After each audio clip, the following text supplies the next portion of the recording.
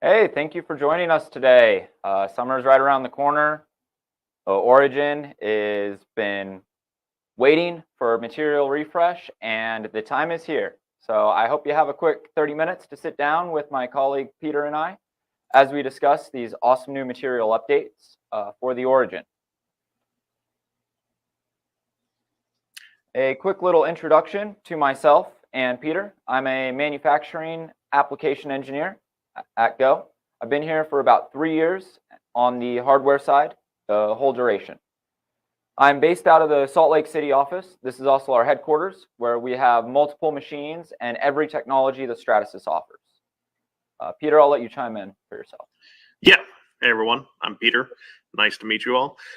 So I'm a manufacturing application engineer as well, and I enjoy skiing and machining in my free time. I'm based out of our Santa Clara office in California, and we got a bunch of machines here if you're ever in the area and want to see them. Before we dive right in, I want to give a reminder of who GoEngineer is. We provide training, software, hardware, support, 3D scanning, printed services, and all of the above digitally and both in person. We have an online customer portal, a huge community forum where you can go on, post questions, get answers. We're also the #1 technical resource worldwide for both SolidWorks and Stratasys equipment. Check out the rest of our YouTube video for a lot of SolidWorks tutorials and how-to on the rest of our Stratasys machines. For the Origin One specifically, which is what we're here to talk about today, there are 4 key new materials which are being released for 2024. We have Somos Weather-X 100, P3 Deflect 190, which is an ESD material, electrostatic dissipative, P3 Stretch 80, and Evonik Phlame. All 4 of these materials are going to be the focal point of today's discussion, going through one by one. Somos Weather-X is a really awesome and robust material. As the name describes, it was meant to be in an outdoor environment with cyclical weather, high humidity, and variable environmental properties. Stratasys has actually gone through and created a nice promotional video for this material, and I would like to share it with us today. It's only going to take a couple minutes.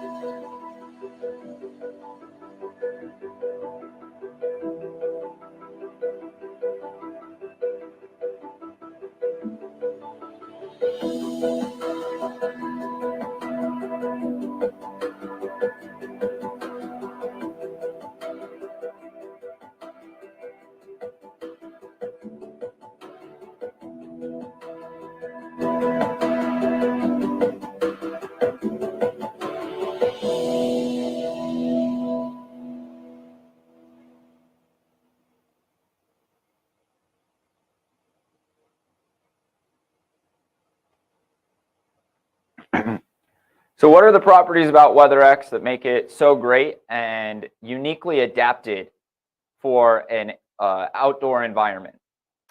#1 is the excellent chemical resistance and excellent UV properties. Over time, this material is capable of withstanding a wide array of everyday chemicals, alcohols, bases, and high acidity type chemicals. It will also maintain relatively stable mechanical properties over time. This means that it won't get more brittle, and the yield stress at break will remain stable. Something that's unique about this material, given these high performance properties, is that it's actually fast printing. And it is available in not just 1, but 2 printing profiles directly from Stratasys. We can print in both 100 and 50 micron profiles directly out of the gate, and it has a good HDT at 67 degrees Celsius. This is about 160 Fahrenheit for everyone in the States. And a good strain rate, about 19% elongation at break. The strength puts it right around ABS at 60 megapascals, and an extremely low water absorption at less than 1% after 7-day exposure. This is very unique for a photopolymer, and it also means that it will not expand or degrade after being in a 100% moisture environment.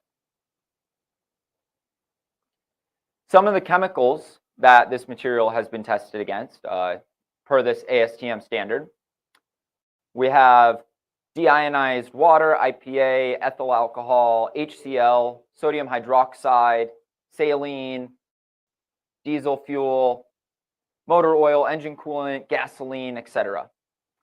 There's only a handful that actually have a drop-off in performance. The ethyl oxyl and gasoline are most notable.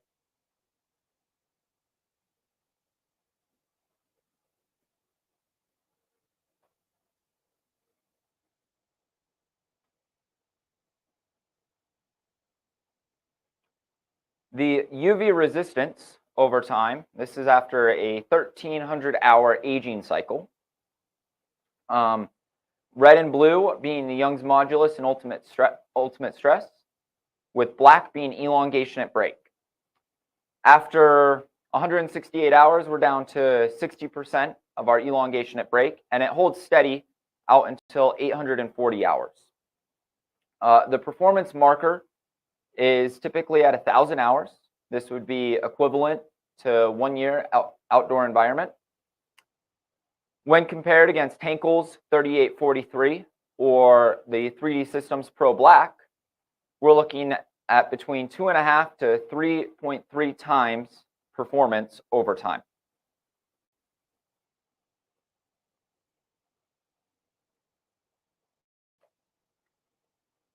This makes it very well suited for environments that are going to be in constant contact with flowing gases and liquids, in addition to moderate or sustained UV exposure. Here's an example of a flow meter that's printed using all photopolymers, actually.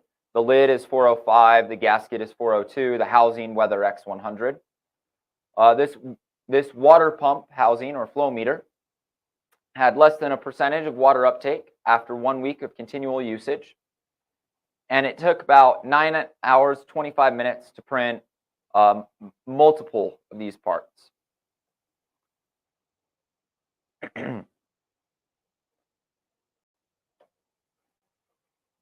More applications range in the automotive industry, fluid filter, and me, along with Peter, have gotten the opportunity to not only print some of these for our own projects, but also for customers.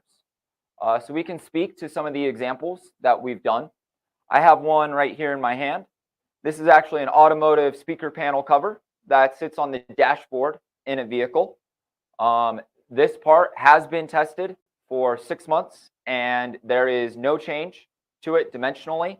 And flexurally, it still has the rigidity, but softness or flexibility needed to not break and actuate properly over time. Peter, would you like to speak to some of the stuff you've been able to make with this? So I've done 2 applications so far with this material, and it's been great so far. One of those applications has been fasteners for backpacks. This is for kind of more custom and lower production or like lower volume production backpacks. So kind of your clips, stuff like that, things that are going to be outdoor.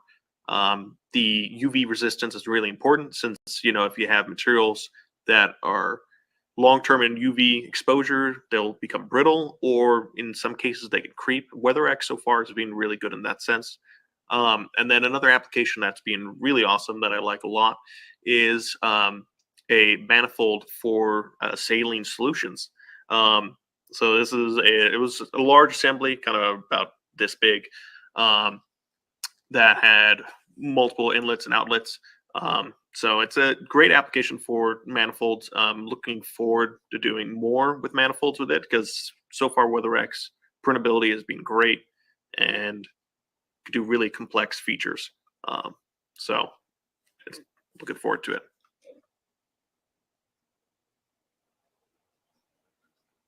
Thank you, Peter. Let me know how that saltwater one goes once the tests are fully completed. The next material on our list, Deflect 190, is an ESD material.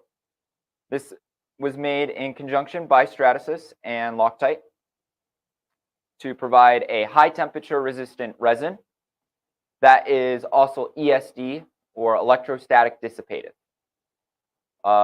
The properties here will vary between 10 to the 4th to 10 to the 11th ohms. Like the preceding material, it also has excellent chemical resistance and good UV stability, just not mentioned. It's a high accuracy and capable of hitting fine details with a really good HDT at 190C. This material is stiff. It can be quite brittle, and the flexural and the standard elongation at break is quite low. 1 to 2% is what to be expected. Does have a good strength, sitting at 40 to 50 megapascal, and again, an extremely low water absorption. So this aids for chemical resilience and long-term usability of these parts. Given that this is a high heat resin, we're probably going to be putting this through multiple heat cycles, ramping up, ramping down, or even holding it at a prolonged high heat environment. This is some test data from Henkel looking at this material over the course of 6 weeks. The relative change, it's relatively flat. Here we're looking at the flexural stress on the left and flexural elongation at break on the right. After 6 weeks' time, we're sitting at about 80% of the original. And this can also be translated over to our other stress. So overall, at an elevated heat, this material will be very stable. Here's a smaller chemical chart comparing this material to some commonly found cleaners and chemicals, both in the industrial and automotive sector. Again, it performs quite well, especially against acetone, which usually is quite corrosive to photopolymers and will degrade them extremely quickly. There's not much change between a 24-hour and 168-hour submersion time.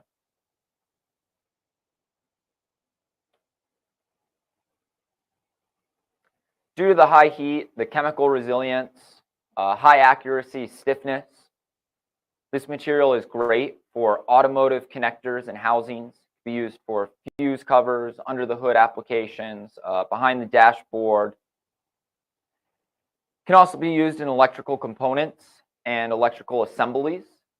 Due to the ESD properties, it is inherently well suited for this production environment. Anything that has a sensitive electronic where we need to be safely housing it and handling it, this is a great option. For sensor cameras, brackets, housings, kind of same story. We have a very high detail with a high stiffness, so there's not going to be a whole lot of deflection, and we don't need to worry of any shortage occurring. PCB handling for solder reflow and kitting trays. So I'm going to be talking about the. Oh yeah, so I'm going to be talking about the Stretch 80 material. It's a relatively new material, so it's going to be exciting to test this one out. Can you go to the next page, Hunter? So Stretch 80, it's an easy-to-use elastomer that is a replacement for TPU. This material, it's relatively strong, and what's important about it is that it has a good rebound. So this means that after pressing it multiple times, it's not going to deform or stuff like that, which is really important for a rubber-like material. So the cycle life is great. It has a high durometer.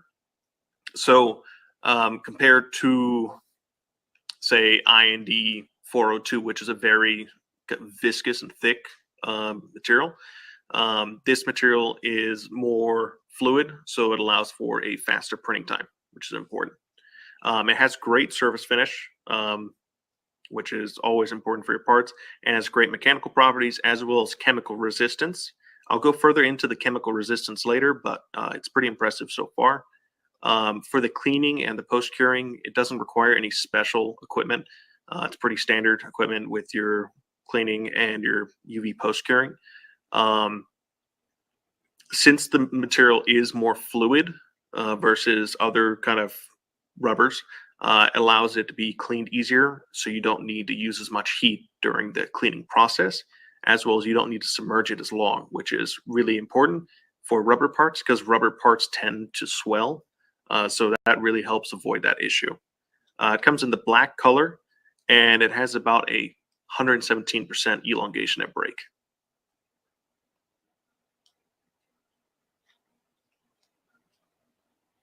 So I'm going to go a little bit into the mechanical properties here after it's exposed to chemicals. We could see that overall, it's, in terms for rubber-like material, it has pretty good chemical stability, especially in oils, handles really well. For even hydrochloric acid, it performs relatively well. Overall, this material is more suitable for gasket situations compared to some other resins, so that's going to be great for your applications. You want to go to the next page, Hunter? So for comparison, I talked a little bit about the absorption on the material. During working with rubber-like materials with resins, you're going to see that you will have some absorption from your cleaning solution, and that can impact your parts as well as your dimensions.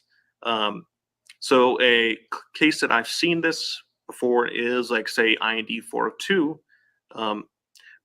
So we had a gyroid kind of infill structure that we had to print, and we printed this both in IND 402 as well as Stretch 80. Both prints were able to successfully do it, except the issue came to cleaning because the IND 402 has a higher absorption rate compared to Stretch 80. The absorption from the isopropyl alcohol, which you could see is significantly more on IND 402, caused the part to swell up to basically throw itself out of dimension and warp. Stretch 80 in comparison has less of an absorption rate to your cleaning chemicals, which is extremely important because when your part is in that green state, it's very susceptible to outside factors. So I'm excited to work with this material a little bit more. It has a lot of promise in the sense that it's easier to work with for rubbers with that print time, and also you maintain your dimensions after printing. So that's really important. So for the applications, P3 stretch could be used for validating consumer goods. So you can make like a phone case, kind of your normal kind of backing for your phone. You could also do stuff like kind of shoes in a sense, if you've seen the carbon shoes. Another application for P3 stretch can be using for gaskets and seals. This is due to its compression set. So what tends to happen with rubber materials is that as it's compressed, it's going to kind of collapse in a sense. So P3 stretch it resists that collapsing, I would say, very well compared to other materials. So that's going to make it a great application for gaskets, since that won't fail as much over time. For functional prototyping, the stretch can be used for kind of grips. This is due to has a higher short value than some of the other rubbers, which gives it a little bit more durability. So that allows you to make grips, and again, it's a replacement for TPU, so it has a lot of applications in that sense.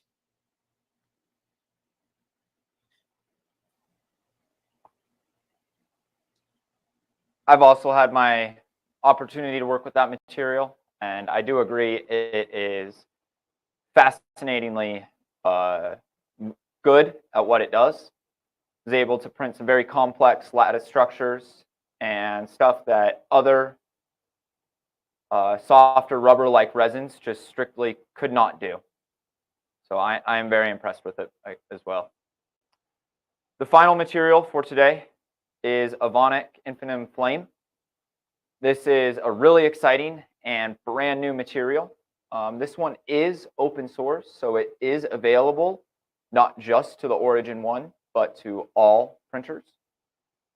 This FR 4100L is the internal or the official name, and it is a flame retardant capable material with high impact resistance, toughness, and temperature resistance, all while exhibiting long-lasting thermomechanical performance. The most important thing about this material thus far is that it's liquid at room temperature, which means processing and handling is a lot easier than previous solution offerings. It's quick to print, which we of course love. It passes the UL94V0 at 3mm burn rate, vertical burn, and it also passes for fire, smoke, and toxicity certifications. It has an awesome HDT at 95 to 100 degrees Celsius, depending on what thermal post-cycle or post-cure you do, with a good strain between 15 to 25% and a good impact strength.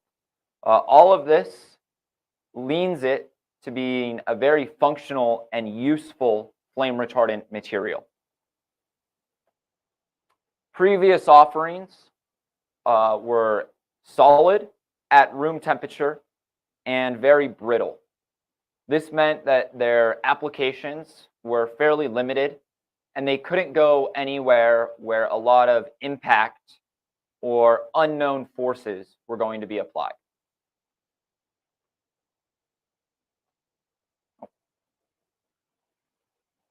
Looking at a chart where we normalize all of the properties, purple being Evonik Phlame and black being the previous offering, 3955, they both hit our UL94 requirement. But with Phlame being liquid at room temperature, the processability and usability is drastically better. It does suffer from a lower tensile strength, but we get the benefits of a higher elongation at break, meaning if we need parts that have some type of flexibility, we can actually achieve that. The impact strength is also improved, so if parts are going to be dropped or hit or beat on repetitively, that's no longer an issue. Some good applications for this material include functional prototypes. This is, again, because of the fast printing and the versatile properties with good strength, good elongation at break, and good impact strength. It's ABS-like, but also flame retardant. Or we could choose to use this as end-use parts, both in automotive, industrial, and aerospace. That FST UV or UL94 V0 rating is crucial for most automotive and aerospace applications. Stratasys is also in the process of doing a blue card validation, which is essentially a third-party cert to verify that this material will perform as spec'd out by the aerospace community. Some automotive parts could be duct work, brackets. In industrial, same thing, clips, sensor brackets, anything where we need to have FST capabilities, but also good impact strength and ductility. So with that, it brings us to the end of our slideshow. And if I have any questions, please put them in the chat. Peter and I will stick around for a few moments as we wait to hear. If not, thank you so much for joining us today. We hope that you guys get your hands on these materials soon. If you have any questions about them, you can reach out to me. My email is posted here, or Peter. His email is right below. Seeing a couple people saying thank you in the chat, and I just want to say thank you right back at you. I'll extend one more offering for questions. If not, I'll give everyone a few minutes back in their day. Okay. Thank you, everyone. Thanks, everyone.